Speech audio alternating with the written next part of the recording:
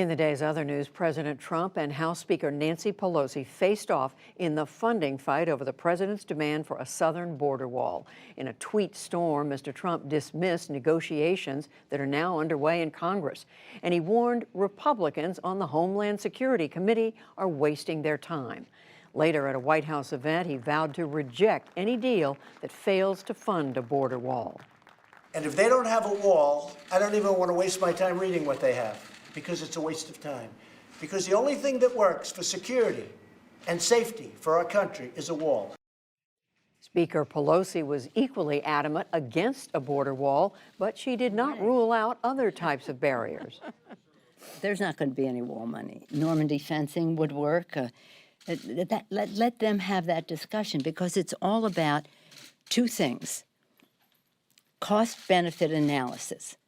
What's the best way and what do you get for your dollar in order to protect the border?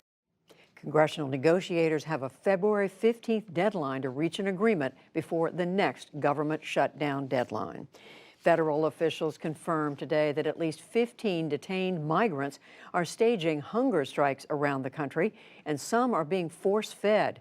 Immigration and Customs Enforcement said 6 are being fed through nasal tubes in El Paso, Texas, under court order. The hunger strikers are mainly from India and Cuba. They say they face verbal abuse and threats by guards. U.S. Customs and Border Protection has announced its biggest ever bust involving fentanyl. Agents in Nogales, Arizona today showed off 250 pounds of the deadly drug. They found it Saturday, hidden in a load of Mexican produce entering the U.S. The synthetic opioid has caused a surge in fatal overdoses.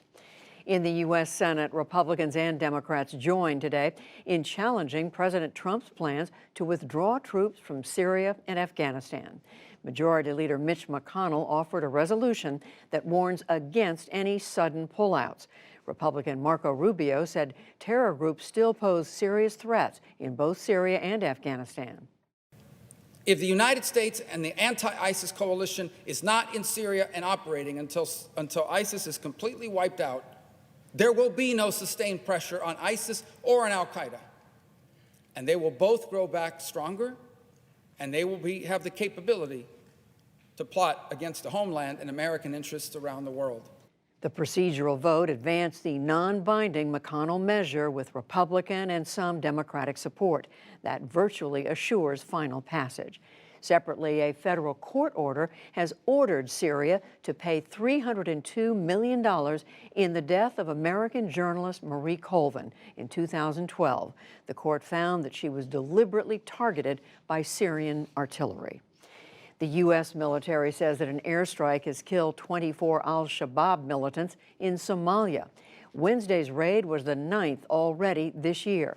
Officials say that it targeted a camp used by the extremist group north of Mogadishu. Al-Shabaab was behind an assault on a hotel complex in Kenya this month that killed 21 people. The U.S. and China wound up 2 days of trade talks today, aiming for agreement before March the 2nd, when a new round of U.S. tariffs kicks in. President Trump met with China's vice premier and presented a letter from President Xi Jinping saying he hopes China and the U.S. can meet halfway.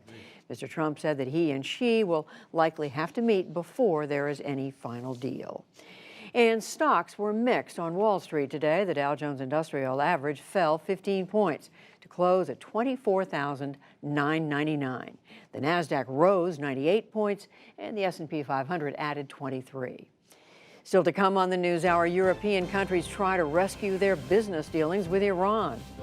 A conversation with Chris Christie about his new memoir. State-level Democrats making abortion more accessible, and much more.